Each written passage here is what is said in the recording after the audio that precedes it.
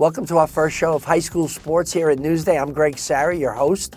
I'm excited about this show because we're going to hit on a lot of things: milestones, game performances, great players, boys and girls, all sports. We're going to touch on issues that people deal with throughout the season. Hit me up on X at Gregg_Sarra. We'll keep the dialogue going because we'd like to do this every week.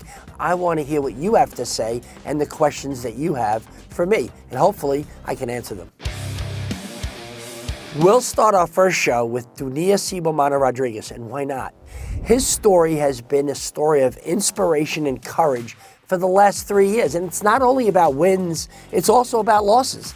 It hasn't been an easy ride for him. Here's a kid who wins a state championship in the 8th grade, only done twice on Long Island. He's a junior now. Why is his story such a story of courage and perseverance? Well, when he was 6 years old, in his native land in the Congo, he was attacked by a troop of chimpanzees and badly disfigured. His brother and his cousin were both killed in the attack. Now we fast forward. He's in the United States. He's getting tremendous care by all the doctors here in New York. He's living with the Rodriguez family. They officially adopt him. What happens is he comes back last year as a sophomore, beats a fellow named Cooper Murley of Newburgh Free Academy. Beats him 9-3, beats him handily. He meets Cooper Murley in the state championship last year as a sophomore, and he loses 1-0. Murley exacts revenge on Dunia Sibomana-Rodriguez. You would think it was the end of the world, and for a lot of kids it might have been. It's a heartbreaking situation. You lost the biggest match of the year. Not Dunia. He is so pleasant and such a competitor. He just started working again for his junior year. And now he goes back to the Eastern States Classic this year, and he meets Cooper Murley. And this is like you dreamed it up. It's like a fairy tale. Here we go again. These guys are going to meet. And they go 3 overtimes. Sudden victory in front of a packed house at the Impact Center in Clifton Park.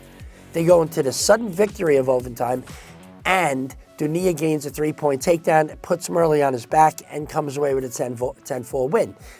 I asked him after the match, I said, so that must have felt really good. You had to live an entire year with losing the state final 1-0, and now you just beat him in sudden victory. And he says, it's not like that. I have so much respect for him and how good he is, and I'm probably going to wrestle him again in the state championship at 116 pounds. So we'll meet again. So this is just another step on the way to the state championship. And to me, that spoke volumes of the character of Dunia and what he's been taught since he's been here in New York. Likewise with Murley. When Murley beat Dunia last year, I interviewed him at the end of the match, and he told me it's the toughest competitor he's ever wrestled in his life, and he knows they'll probably be in the same weight class moving forward. So it's pretty neat, and it shows you how kids form bonds through competition in high school sports and how important that is. Do you remember Barry Baker? North Babylon's Barry Baker, 77 touchdowns in football, 2 Long Island championships, the leading scorer in Suffolk County in boys basketball. This guy was one of the best athletes I ever saw. Barry Baker is at the top of my list of Long Island legends. He went on to Syracuse to play football. Then he comes back to his community, and now he's coaching Wyandanch boys basketball. And he has them playing unbelievable basketball. How about last week, they take on crosstown rival Amityville, and that is a rivalry. And they beat them on a 3-pointer at the buzzer. And what I thought was the coolest thing, Jack Agostino, the legendary coach from Amityville High School, he could not have said more classy things about Barry Baker and how he's done such a phenomenal job in that community and really taken those kids and formed a great team, molded them into a great team. They do it all right. That's because they're being led by a guy who's a role model in his community, Barry Baker. And this is one of the things I'm going to love doing, looking back on some of the players and coaches of years past and seeing how they're doing now. This week's hot topic, and it's an issue, and it's been an issue for years, mixed competition, boys versus girls in wrestling. I want to know what you think about it. I want you to hit me up on X at Gregg_Sarra and tell me how you feel about mixed competition. We want to focus on wrestling. This is the last year of mixed competition with boys and girls able to wrestle each other. Next year, there is no more mixed competition. Girls wrestling has exploded across New York State and across the country, and it's great. I saw the Eastern States Classic last week and watched the girls wrestle for all their championships. Phenomenal. Just great wrestling, great athletes, really good competition. Now they have their own state tournament. That'll be February 27th at the Times Union Center up in Albany. More often than not, boys have declined to wrestle girls. They see a girl come out and they're like, no thanks, I'm not going to wrestle. That takes away opportunities from the girls, but now girls won't have to worry about that anymore because they'll just be wrestling girls and everybody will be there for the competition.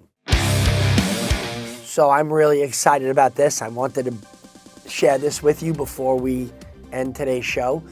But Mike Candell, a former Newsday reporter and an excellent writer, is working on a series with me of legends of the past in high school basketball, boys and girls. We're going to pick the top 10 players from every decade of boys and girls basketball and have that ready for you right around the state championships this year.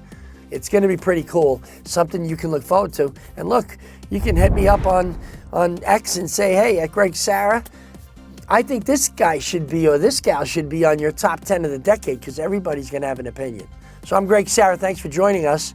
You can check us out on newsday.com/highschoolsports and pick up a Newsday while you're out and check out all the high school doings.